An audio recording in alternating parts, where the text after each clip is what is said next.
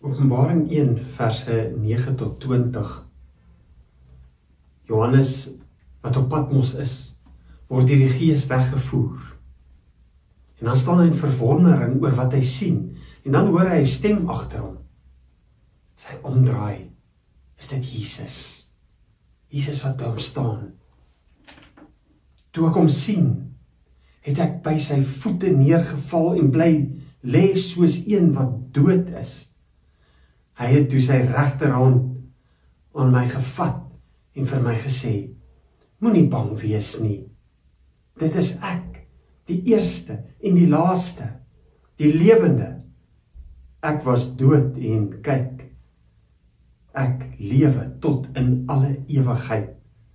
En ek het die sleutels van die dood en die doderyk. Jesus se belofte van ewige lewe. Jesus beloof dit weer.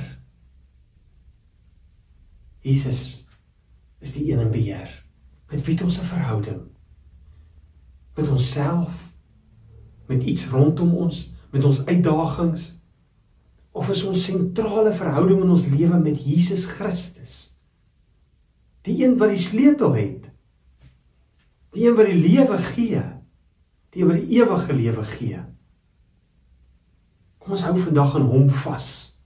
Kom ons sê, Here, ek wil ook by jou voete neerval soos Johannes. Kom ons val voor sy voete neer. Soos 'n dooie.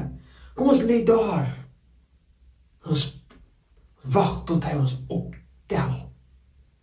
Ons optel en ons teen sy bors vasdruk. En kom ons bid dat die Here elkeen van ons geliefdes vandag sal optel en teen sy bors sal vasdruk.